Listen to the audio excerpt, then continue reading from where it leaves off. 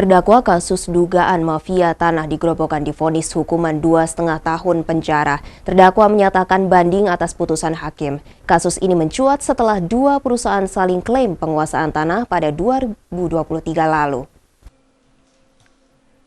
Terdakwa kasus mafia tanah Dwi Bagus Yosyanto yang juga pemilik PT Azam Anugrah Abadi divonis 2,5 tahun penjara. Ia didakwa telah melakukan pelanggaran hukum dengan memalsukan surat dokumen serta telah merugikan negara sebesar 200 miliar 890 juta rupiah terkait kasus tersebut.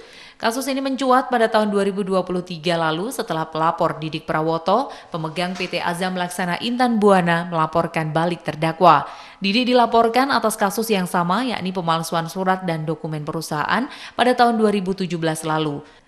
Yosi mengklaim bahwa hak guna bangunan tanah seluas 82 hektar yang berada di Desa Sugimani, Kecamatan Tanggung Harjo, Grobogan, sah dikuasai oleh PT Azam Anugrah Abadi dengan bukti surat dan dokumen yang dimiliki terdakwa. Dwi Bagus ini salah satunya menjadi atensi pimpinan, Pak, karena ini kan program strategis nasional. Karena ini kami memandang terdakwa ini perbuatan mafia tanah, karena sangat merugikan perekonomian daerah, khususnya Kabupaten Grobogan. Dalam ini investasi itu lari semua. Investasi yang sudah mau menanam modal investasi di Sugimani, ini gara-gara perbuatan terdakwa itu lari semua menanam modal.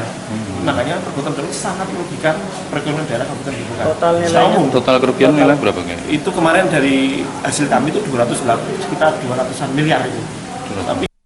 Sementara Didik Prawoto mengaku telah mengantongi seluruh izin dalam mengelola lahan tersebut sejak tahun 2004 silam.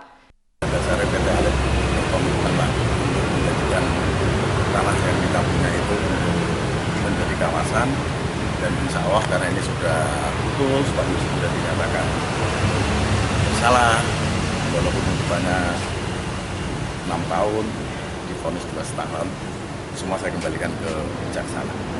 Kalau kami secara pribadi mau fokus supaya tanah itu bermanfaat, supaya ada investor yang masuk, dan menjadi tujuan kami utama untuk menjadikan tanah itu menjadi kawasan industri.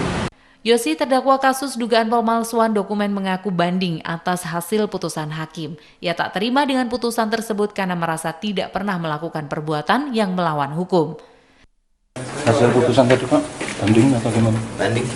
Kenapa, Pak? Ya. Alasannya, Pak?